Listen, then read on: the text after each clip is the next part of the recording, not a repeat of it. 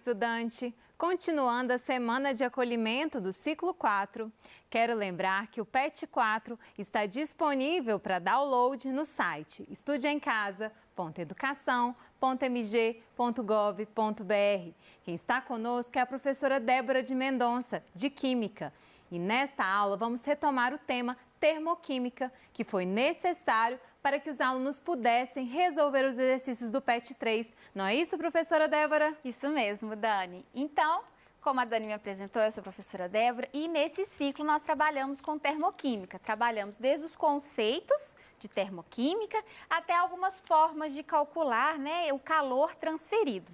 Então, os objetivos dessa aula vai ser justamente a gente tentar rever esse conteúdo e realizar algumas atividades do PET para que vocês, alunos, possam então se sentir mais seguros e confiantes dominando o conteúdo. Será que a gente consegue relembrar os conteúdos? Claro, vamos fazer um resumo aqui rápido. Eu já até deixei um pouco aqui pronto para facilitar e ganharmos um certo tempo. Então, vamos lá. Na termoquímica, o que nós trabalhamos? Nós trabalhamos o calor. Então, em termoquímica, nós trabalhamos o calor relacionado a uma reação química. Nós vimos que tanto o processo físico de mudança de estado de agregação, né, do líquido para o sólido, do sólido para o líquido, e nas reações químicas, existe então a necessidade de se absorver ou liberar calor para que essa reação química aconteça. Então, o processo da reação química, ela ocorre de duas formas. Ou ela vai absorver energia para acontecer, ou ela vai acontecer e liberar energia para o meio. Então, quando ela absorve energia para acontecer, nós chamamos isso de reação endotérmica. E quando ela libera energia para acontecer, nós chamamos isso de exotérmica. Eu costumo brincar, para vocês gravarem, né? É que endo, dá a impressão que está falando para dentro, né? Endotérmico, tá para dentro. Então, eu absorvo, é algo que eu vou internalizar. Então, endotérmico absorve energia. E exotérmico, lembra de exoesqueleto, a gente sempre tem essa ideia de para fora. Tá depois de você. Então, libera. Então, toda vez que eu estou falando sobre uma reação exotérmica, é uma reação que está liberando calor. E a principal reação de liberação de calor que nós estudamos é justamente a combustão. A combustão, que é a queima. Por que ela é importante? Se vocês repararem em concursos, sempre quando eu falo alguma coisa de meio ambiente, sobre matriz energética, sempre pede a comparação de combustíveis, pede a comparação, por exemplo, de algum tipo de energia, e sempre eles estão fazendo sempre uma relação direta com algum tipo de queima. Então, queima é um tipo de reação química que sempre vai liberar calor, ok? E nós vimos na nossa aula que existe queimas completas e incompletas, certo? O que vai determinar um ou outro? A queima ela vai ser completa a partir do momento que ela que libera, né, a formação de CO2 e água, desde que no seu reagente eu tenha ali uma substância com carbono e hidrogênio, ok? E a incompleta, ela forma, por exemplo, a fuligem, igual a alguns escapamentos de alguns veículos, você vê aquela fumaça preta. Ali não é só CO2, gás carbônico, ali tem fuligem, certo? Ou tem o monóxido de carbono, que também mostra uma reação incompleta. Bom, mas dando continuidade aqui na termoquímica, então nós vimos que uma reação química, ela pode absorver energia endotérmica ou liberar energia exotérmica. Graficamente, é mais fácil de você visualizar isso. Então, olha só, na endotérmica, os meus reagentes têm um valor energético menor do que os meus produtos. Então, ou seja, quando eu faço essa variação, ou seja, a variação do patamar do reagente com o meu produto, eu tenho uma variação energética que nós chamamos de entalpia. Essa variação, esse ΔH, observe que se eu fizer produto menos reagente, esse valor aqui vai ser maior que zero. Por quê? Porque o valor de P é bem maior do que o valor de R, sendo P o produto e R o meu reagente. Então, aqui eu tenho que a reação endotérmica, ela tem um ΔH maior que 0. E o exotérmico? O contrário. O reagente é mais energético que o produto. Ele não libera energia para acontecer? Se eu liberei energia para a minha vizinhança, o que vai acontecer aqui então? Vou perder energia. Então, esse ΔH aqui vai ser menor que 0, ok? Acho que ficou claro, né? Esse valor aí pode ser calculado? Sim, esse calor ele é calculado. E nós vimos duas formas de cálculo. No próximo volume, nós vamos ver outras duas formas. Mas aqui, nesse volume 3, nós vimos duas formas. Uma, que é a quantidade de calor. Como eu vou usar isso, Débora? Quando que eu vou usar esse tipo de fórmula? Quando ele lhe der um valor de massa, um coeficiente de dilatação de calor, e uma variação de temperatura. Então, sempre que no seu exercício, num concurso, numa prova que você fizer, eu tiver essas informações e tiver referência, estiver falando sobre calor, eu uso essa fórmula. E se não, se tiver, você vai usar a variação de ΔH. Aquilo que nós vimos ali no gráfico, certo? Então, a variação de energia daquela reação. E como que eu vou usar? A variação de energia vai ser sempre... Variação de energia é sempre o final menos o inicial. Numa reação química, quem que é o meu final? Os produtos. E quem que é meu inicial? O reagente, tá? E aí, nós vimos também que existe a variação de entalpia de formação, que é quando eu quero formar energia para se formar 1 mol de qualquer substância. E como que eu calculo esse ΔH de reação? Justamente usando esse ΔH de formação dos meus produtos e dos meus reagentes. Contudo, vocês têm que ficarem atentos ao seguinte, esse ΔH de padrão de formação refere-se a 1 mol. Se eu tiver uma reação química onde eu estou formando 2, 3, 4 mols de alguma substância, eu preciso colocar esses coeficientes estequiométricos aqui, ó, tá? Eles têm que multiplicar esses valores, tá bom? Nós vamos fazer isso com calma. E agora, só para a gente terminar de finalizar essa revisão rápida, vou falar um pouquinho sobre as substâncias simples. Existem energias de formação padrão que, por convenção, são igual a 0. Quem que são eles? São as substâncias simples no seu estado padrão e no seu estado mais estável. Então, por exemplo, o gás hidrogênio gasoso, o cloro gasoso, o oxigênio gasoso. Essas substâncias, quando a gente usa nesse cálculo aqui, ó, o ΔH de formação deles é igual a 0, tá? 0 mesmo. E uma correção que eu falei rapidamente na aula, a água líquida, ela não é 0, tá? A água líquida, o ΔH de formação dela é diferente de 0. Então, vão ser sempre apenas as substâncias simples. Relembrando, substâncias simples são compostos, são substâncias feitas por um único elemento. Eu tenho 2 hidrogênios aqui, tenho 2 cloros, tenho 2 oxigênios. Então, sempre, substâncias simples no seu estado estável, o ΔH de formação deles é 0, ok? Ok, acho que deu aí pra gente relembrar. É muito conteúdo, né? Bom, agora nós vamos então para os exercícios. Vamos lá. Vamos relembrar aqui. Então, aqui, atividade 2 da semana 1, página 57. Então, nas reações químicas, a quantidade de calor liberada ou absorvida pela transformação é denominada calor de reação. Se uma reação aí ele trouxe aqui 4 alternativas, nós vamos avaliar cada uma delas. A gente tem que ver quais delas são verdadeiras e somar os números, né? Então, vamos lá. Vamos fazer uma por uma, vou fazer de verde que já dá uma diferença. Você lê para mim, Dani, por favor? Exotérmica, o sistema perde calor e a vizinhança ganha a mesma quantidade perdida pelo sistema. Então, beleza, vamos lá, vamos com calma. Então, a exotérmica. Então, a exotérmica nós vimos que ela libera calor, né? Isso. Então, até aí tá certo. Se ela libera calor, ela tem que liberar calor para a vizinhança.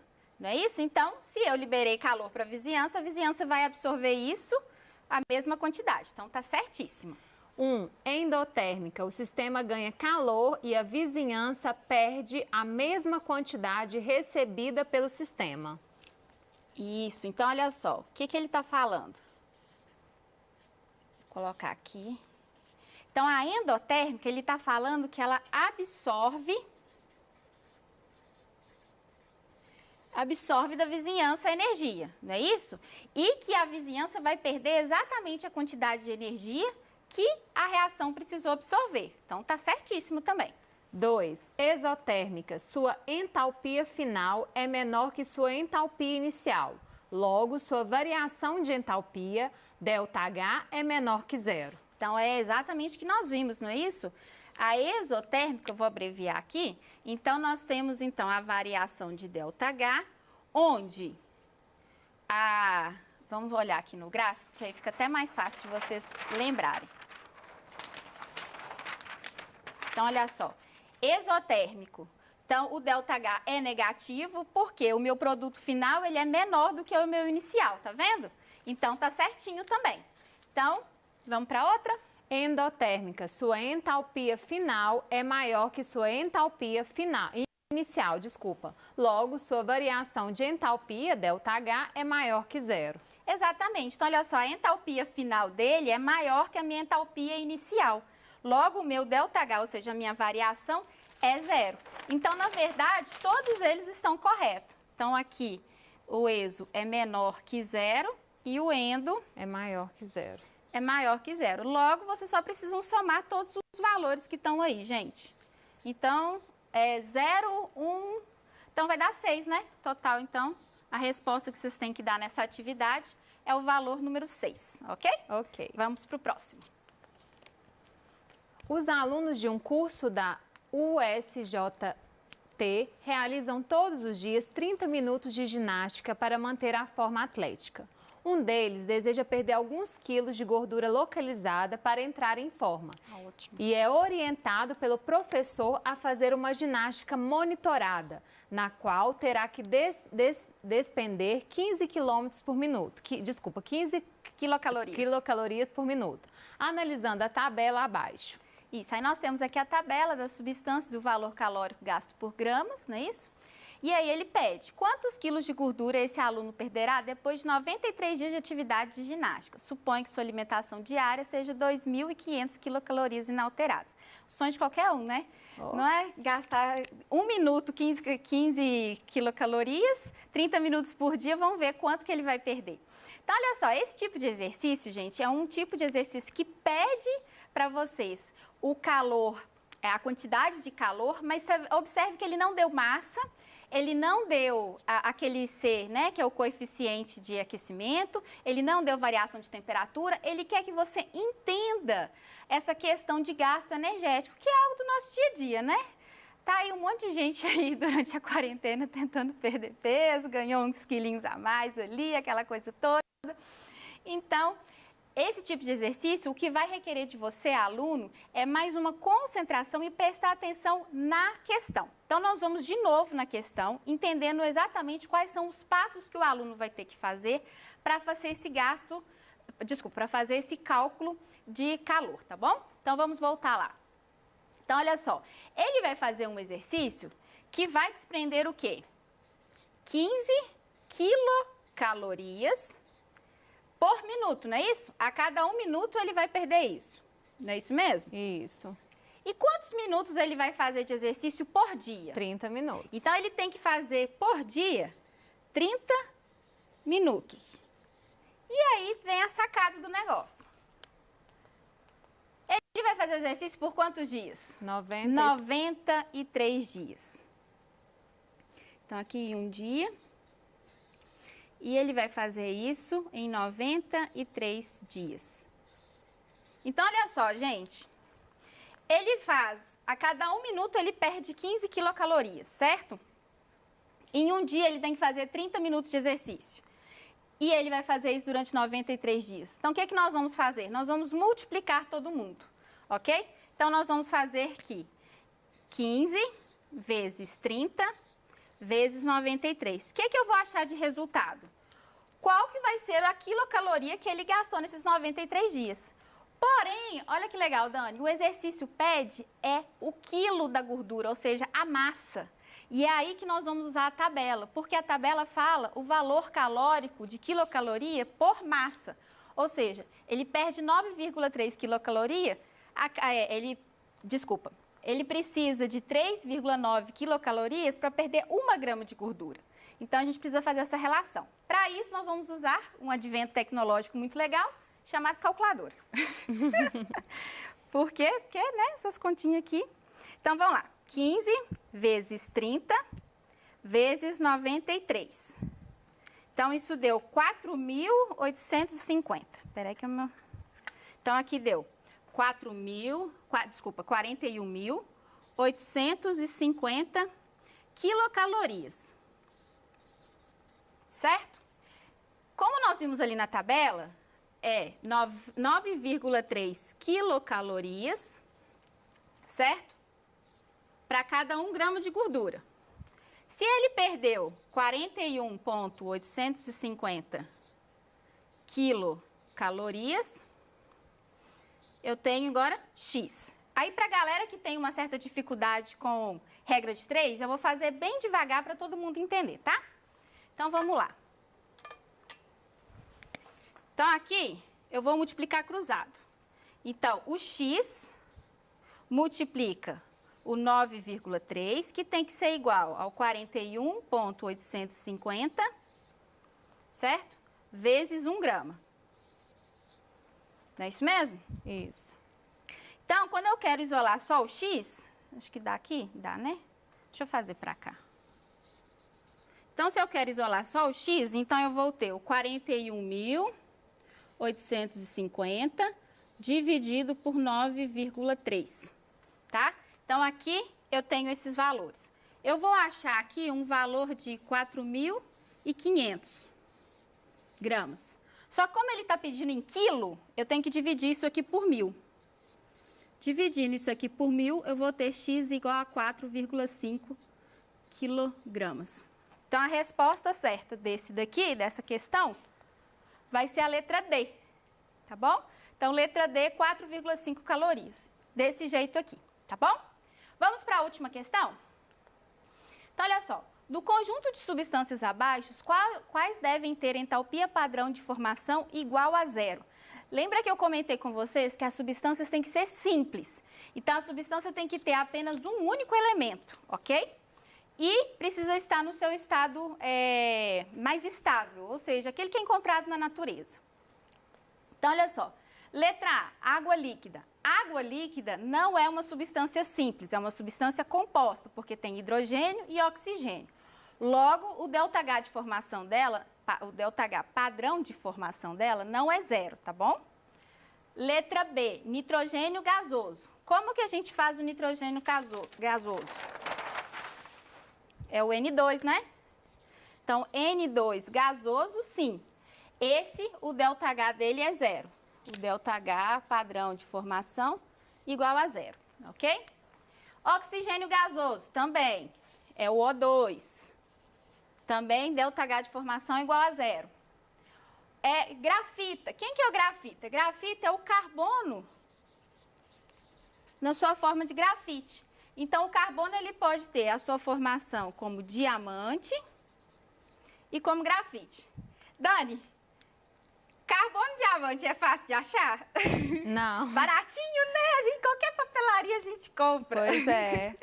Então, gente, qual que é mais fácil a gente achar? Grafite ou diamante? Muito mais fácil o grafite, né? Então, essa é a sua forma mais estável. Então, o diamante, o ΔH de formação padrão dele é diferente de 0, tá bom? Então, aqui nós vamos ter só o nitrogênio, o oxigênio e a grafita, tá?